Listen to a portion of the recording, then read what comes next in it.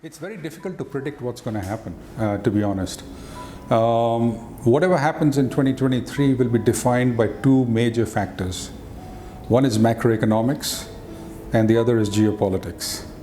I think for Bangladesh, it's these three things: sustainability, quality, and making sure reliability is there. So infrastructure needs to get better: ports, roads, warehousing.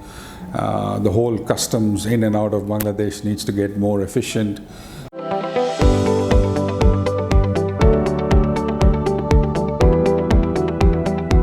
So we started in Bangladesh in 1990, so it's been 32 years since we've been in Bangladesh. So we have two very large factories. When these factories were being built, we had a particular philosophy that it needs to be state of the art.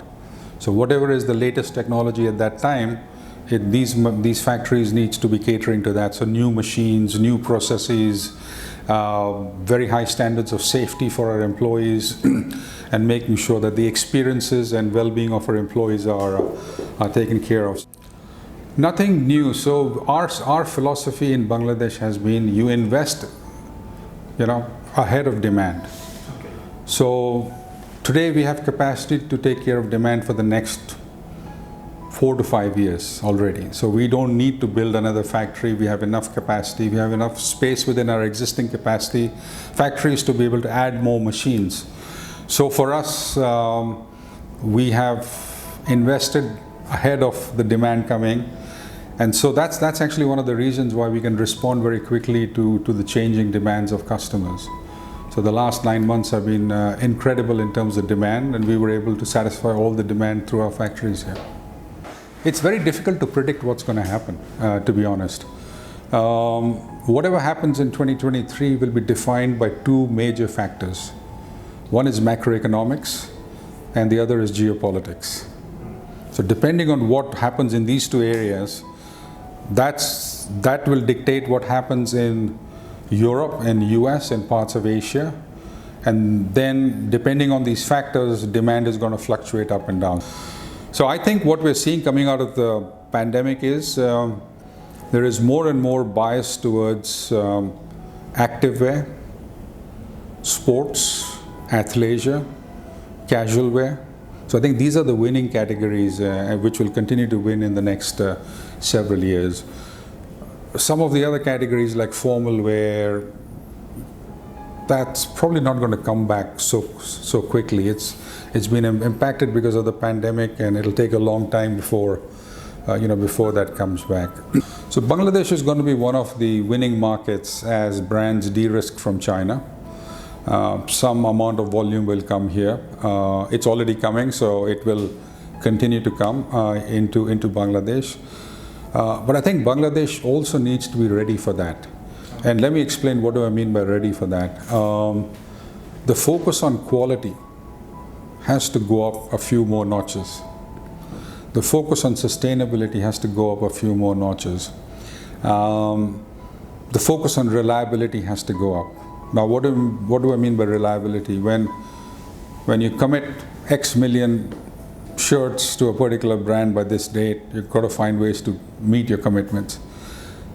The good thing about China is it is such a large industry in China for apparel. It's so efficient and it is so reliable. When they say they're going to deliver it on a day, they deliver it on that day. That's what makes China. So despite the higher cost, just the reliability of that industry is so good. So I think for Bangladesh, it's these three things: sustainability, quality, and making sure reliability is there. So infrastructure needs to get better: ports, roads, warehousing. The whole customs in and out of Bangladesh needs to get more efficient. So these are things that the country needs to work on to go from, let's say, $42 billion of apparel exports to $100 billion. It's not new. We already have a very successful and large footwear, threads and yarns business. So for the last many, many decades, we've been selling to all the big name brands across the world in footwear. So this is just building on top of that. So it's moving into an adjacency. So in the same shoe, while we have threads that go into making the shoe, we are now adding structural components. So things which are more critical for the shape and strength of the shoe. So for us, it's not a new strategy. It's a continuation of the existing strategy, moving into adjacency. We have been seeing footwear growing faster than apparel in the last few years. And coming out of the pandemic, that has become even more clear that footwear will be growing, between 1.5 to 2 times higher than apparel. It's more profitable as a sector also. And there's more innovation and sustainability that you can do in footwear. So that's the reason why we went into this. It's an extension of our existing strategy, and the growth prospects are very, very good in this area here. So the good thing about Coats is that sustainability is a core element of the DNA of Coats. We have been doing this for 2.5 centuries, so almost 250 years, and that's one of the reasons why we have been here for so long. It just comes naturally to Coats. But what we did in 2016-17 is we said, okay, we have been doing a lot of sustainable things within the company. Now let's showcase all that externally. Let's share our plans for the next 4 years to the world and ask the world to hold us accountable for delivering on those plans. So in 2018, we established our first external, visualization of our strategy around water, waste, effluent, emissions, and the whole social, element here. We had hard targets for each of them, and we said by 2022 we are going to deliver on these targets. And we have committed externally to the world that by 2030, by the end of this decade, we will have all our products made either from recycled material or from renewable material.